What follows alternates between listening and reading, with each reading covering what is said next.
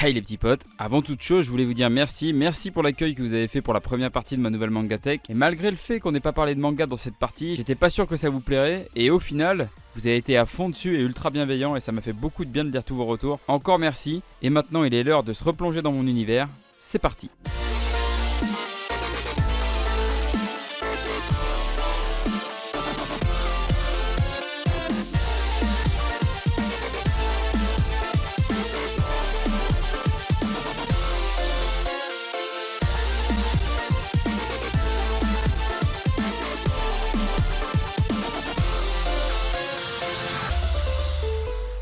Comme annoncé précédemment, on parlera du haut de mes étagères et de mon setup. On perd pas plus de temps parce qu'il y a matière à parler. Let's go. On va commencer en douceur avec un petit coup d'œil sur le haut des étagères. Donc là on est au-dessus des bestas, au-dessus de tous mes mangas. On va retrouver des clins d'œil à beaucoup de séries, licences, pop culture, bref. C'est un joyeux bordel, mais un joli bordel.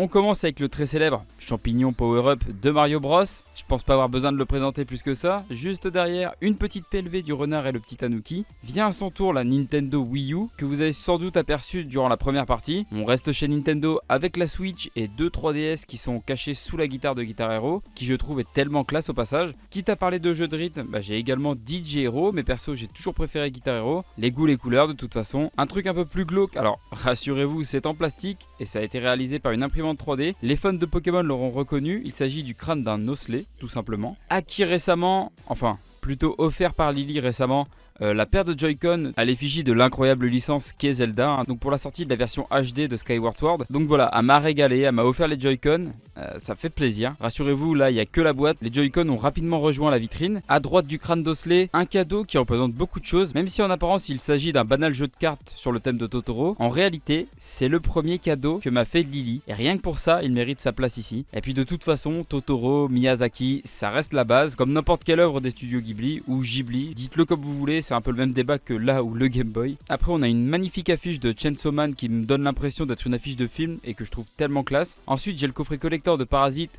ou Kizaiju pour les bilingues, coffret collector et en édition limitée pour le coup. Le coffret contient un artbook, la série en Blu-ray, la série en DVD classique, la bande son de la série, etc. Bref, un coffret bien fourni, sous sa cage transparente et d'un blanc mat Jotaro Kujo, parce qu'il est classe, c'est tout.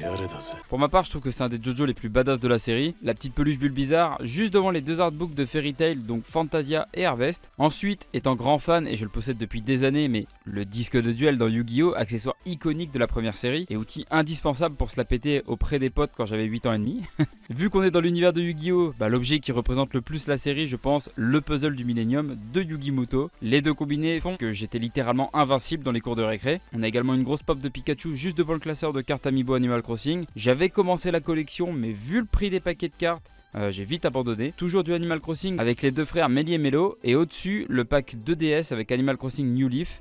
J'ai également une Switch Lite Collector pour le coup, parce qu'elle n'est plus dispo depuis un moment, mais la Switch aux couleurs de bouclier et épée, avec à côté une figurine de la mascotte de Nintendo, le carton derrière la figurine de Mario et le carton officiel de la Super Nintendo japonaise, qui d'ailleurs ne s'appelle pas la Super Nintendo au Japon, mais la Super Famicom. Donc au final, oui, je possède deux Super Nintendo, la Super Famicom qui est dans son carton ici présent, et la deuxième, la Super Nintendo européenne, qui se trouve dans la vitrine que vous avez vu dans la première partie. Et là vous allez me dire, mais pourquoi avoir une deuxième Super Nintendo, à quoi ça te sert? Eh bien uniquement pour pouvoir jouer à mes cartouches japonaises, parce que malheureusement nos versions européennes ne le permettent pas à la base. Et pour finir cette rangée, la NES et Super NES Mini, sorti il y a quelques années maintenant, et là c'est plus pour la collection étant donné que les jeux dispo dessus, c'est limite si je les ai pas quasiment tous en cartouche. De toute façon, pour tout ce qui est jeux rétro gaming, vous comprendrez que je m'amuse pas à sortir les consoles des vitrines, donc je vous dirai comment je procède un peu plus tard dans la vidéo. On poursuit le tour des étagères parce que ouais, il y a les autres murs maintenant, et quoi de mieux que réattaquer avec ma licence préférée, The Legend of Zelda, comme si ça ne suffisait pas. J'ai encore quelques goodies de la série en dehors des vitrines. Donc sur les présentoirs on retrouve le Hyrule Historia ainsi que la création d'un prodige. À l'avenir j'aimerais bien me procurer le Art and Artifact ainsi que l'Encyclopédia, qui sont un peu dans la même gamme que le Hyrule Historia et qui je trouve sont magnifiques. Entre ces deux gros livres, une figurine de Link avec son socle, un petit masque de Majora, certes bien plus petit que la réplique que j'ai dans la vitrine, mais qui fait toujours son petit effet. Et derrière, certains ne l'auront peut-être pas reconnu, mais il s'agit du guidebook officiel de Breath of the Wild. À droite, on a quelques mangas Zelda publiés par Soleil Manga. Il retrace les aventures de Link au travers des différents jeux. Certains volumes regroupent même parfois plusieurs jeux. Toujours en décalant sur la droite, l'encyclopédie de Final Fantasy concernant les FF 7, 8, 9. Et pour ce qui est de la dernière relique du côté de cette pièce, la figurine de Bayek présente dans la version collector d'Assassin's Creed Origins. Donc il s'agit de la God Edition. Alors attention les petits potes, quand je parle de God Edition, on parle bien évidemment de Dieu. N'y voyez aucune allusion sexuelle. Ça me dérange pas, moi j'aime bien. Au secours. Donc pour ce côté-là de la pièce, c'est bon. Maintenant on va attaquer un autre mur parce que les gars, vu que c'est une pièce, il y a 4 murs. Bah ouais, logique. Sur l'autre mur maintenant, on retrouve le coffret collector de Berserk qui contenait les 6 premiers tomes de la série. À sa droite, des nouvelles PLV, mais cette fois-ci de Drifting Dragons et de Tokyo Revengers. Après les fameux sabres et épées que je vous ai déjà présentés en vidéo. D'ailleurs, si vous n'avez pas vu la vidéo et puis j'en parle un peu plus en détail dans cette dernière, je vous mets le lien là qui doit popper à l'instant. Tout en bas du présentoir, du coup, on a le petit kunai, puis l'épée de Kirito, donc Elucidator. Après au milieu, le katana de Kenpachi Zaraki, capitaine de la 11e division à la Soul Society dans Bleach. Et tout en haut, le katana de Kanao de Demon Slayer. Après, j'ai quelques amiibo aussi, mais je suis pas plus fan que ça des amiibo, donc c'est pour ça qu'il y en a peu. Derrière eux, il s'agit du jeu de société de Binding of Isaac, qui n'est plus dispo maintenant. Enfin, je crois. Après, j'ai le masque de Marshmello, donc un DJ. Je sais pas vous, mais moi j'adore tout ce qui est casque. Genre casque des Daft Punk, celui de Deadmo 5, etc. Et pour l'anecdote, celui de Marshmello, je l'avais acheté pour un carnaval étudiant à la base, mais qui s'est retrouvé annulé. Donc au final, je l'ai gardé. Donc voilà, tout simplement. Là, on va avoir une séparation au niveau des étagères. Donc j'en ai profité pour y accrocher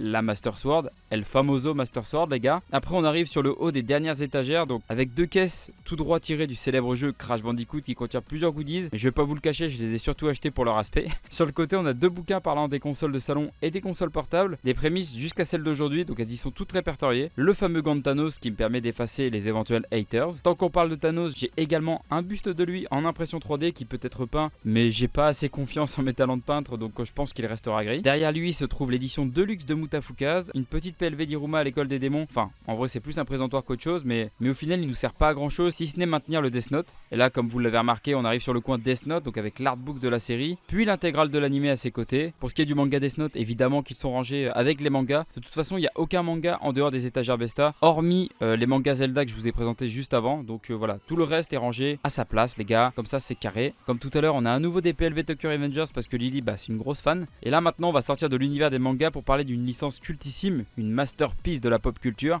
Je vais bien évidemment parler de Star Wars, donc avec le casque de Dark Vador de la Black Series. Je possède également un second casque qui est toujours en carton. Et d'ailleurs, j'ai une anecdote concernant ce casque. Et c'est une anecdote plutôt stylée. Mais en gros, ce second casque de Dark Vador, il a été moulé dans le même moule que ceux ayant servi pour les premiers films Star Wars. En vrai, je trouve ça incroyable. On reste dans l'univers avec la PS4 Collector Star Wars. Un nouveau buste en impression 3D, mais ce coup-ci Dark Vador. Un casque de Stormtrooper que j'avais acheté au Disney Village il y a quelques années. Et pour finir, la pop de Venom Pool, le Samsung VR et une tablette JXD qui me permettait de jouer à pas mal d'émulateurs. Mais je vous cache pas que depuis que j'ai mon petit Raspberry, les émulateurs tournent directement sur la télé, donc c'est clairement mieux. Et voilà, je pense qu'on a fini de parler du bordel qui était en haut des étagères. Maintenant, on va faire un rapide tour sur le bureau avec cet important bureau en L. Et j'en ai chié à trouver ses dimensions parce que je ne voulais pas qu'il soit plus long que le meuble télé pour pas que ça dépasse dans l'allée. Je voulais un truc qui fasse net, un peu comme l'écart que je vous avais raconté avec les vitrines et les Besta, avec la profondeur, machin, etc. Donc bon, je sais pas si c'est très clair à nouveau, mais sachez une chose, tout était encore calculé.